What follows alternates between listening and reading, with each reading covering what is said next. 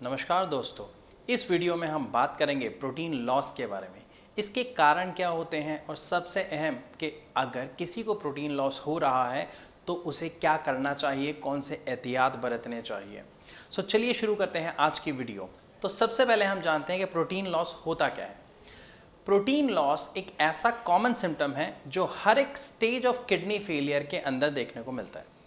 एक ऐसा सिम्टम जो सीकेडी स्टेज 1 से लेकर एंड स्टेज रीनल डिसीज में भी देखने को मिल जाता है। इस प्रोटीन लॉस को रोकना बहुत ही आवश्यक है, क्योंकि अगर लंबे समय तक बॉडी में से प्रोटीन लॉस होता रहता है तो बॉडी में बहुत ज़्यादा वीकनेस हो जाती है, स्वेलिंग आ जाती है और वेट लॉस भी देखने को मिलता है।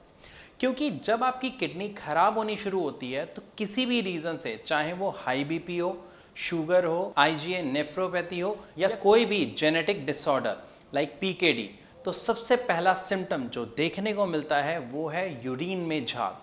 ये झाग इंडिकेट करता है, दर्शाता है कि यूरिन के रास्ते प्रोटीन लीकेज हो रही है। अब नॉर्मल कंडीशन में हमारी बॉडी के लिए प्रोटीन बहुत ज़रूरी होता है, ये सबको पता है। क्यों? क्योंकि प्रोटीन हमारी बॉडी का एक मेजर बिल्डिंग ब्लॉक है।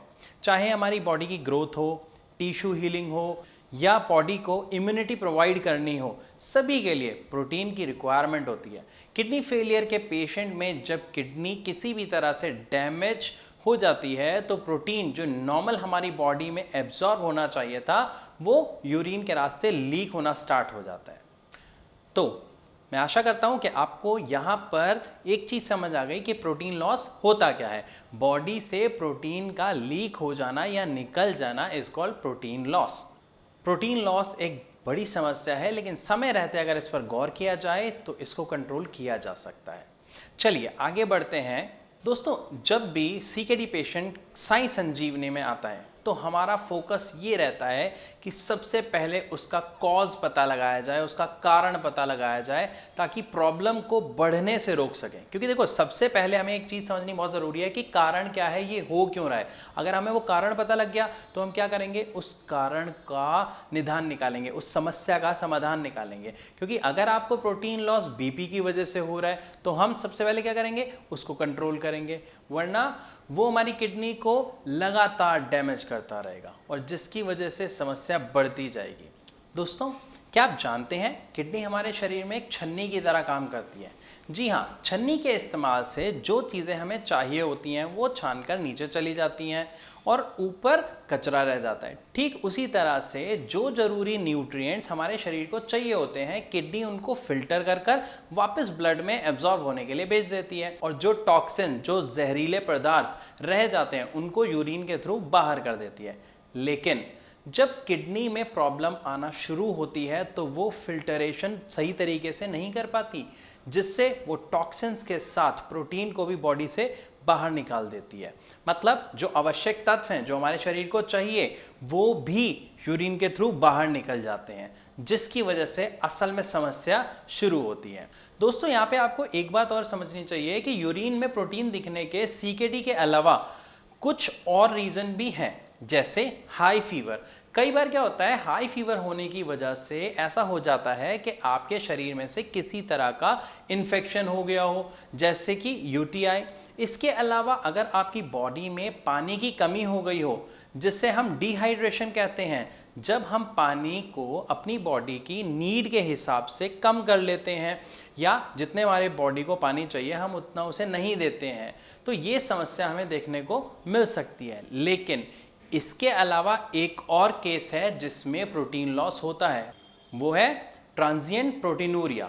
जब भी बॉडी स्ट्रेस में जाती है तब प्रोटीन लॉस होता है। For example, pregnancy.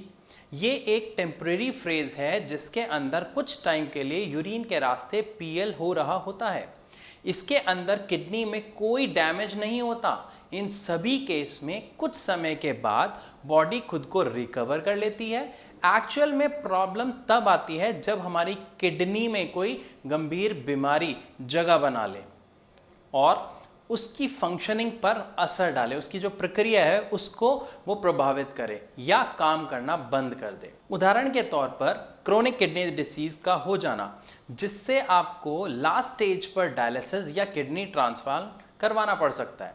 अब समझते हैं इसमें दिखाई देने वाले सिम्टम्स के क्या लक्षण हैं जिनको देखकर हमें समझ जाना चाहिए कि ये किडनी की बीमारी के लक्षण हो सकते हैं। तो दोस्तों अब समझते हैं इसमें दिखाई देने वाले लक्षणों की, सिम्टम्स की, कि कौन से मुख्य तौर पर लक्षण हैं जो दिखाई देते हैं। तो इनमें क्या है, मेन 2 सिम्टम्स सामने आते हैं। सबसे पहला, जब आप यूरिन के लिए जाते हो तो आपको फोर्दी यूरिन होता है। इसका दूसरा सिम्टम है स्वेलिंग। आप जगह जगह पर अपने शरीर में स्वेलिंग महसूस करते हैं, खास तौर से आँखों के पास, पैरों पर। अक्सर ये स्वेलिंग जब आप सुबह सोकर उठते हैं तब ज़्यादा महसूस होती है, लेकिन शाम होते होते स्वेलिंग कम होने लगती है। इसके अलावा कुछ और भी सिम्टम्स हैं, जैसे कि थकान महसूस होना, भूख कम लगना या बार बार यूरिन आना। इस दौरान शरीर में से प्रोटीन कम होने लगता है और हमारी बॉडी में वीकनेस आ जाती है, जिसे हम अपनी डाइट से फिर से मेंटेन करना चाहिए। ये बात बहुत ध्यान रखने वाली है कि अगर आप अपनी डाइट मेंटेन करते हैं तो यहाँ पे आप इस चीज़ को मेंटेन कर सकते हैं। इस बीमारी से छुटकारा पाने के लिए आप आयुर्वेदिक ट्रीटमेंट को अपनाएं, जिसके 2 फायदे होंगे। एक, आपकी बीमारी पूरी तरह से ख़त्म हो जाएगी। दूसरा, आपकी बॉडी पर कोई साइड इफ़ेक्ट भी नहीं पड़ेगा। इसीलिए जब पेशेंट साई संजीवनी में आते हैं तो हम उनका KFRT करवाते हैं, उनकी केस हिस्ट्री लेते हैं, ये देखने के लिए कि कहीं उन्हें किडनी डिसीज़ जेनेटिक तो नहीं है। उसके बाद पेशेंट की कंडीशन के हिसाब से उनको ट्रीटमेंट दिया जाता है।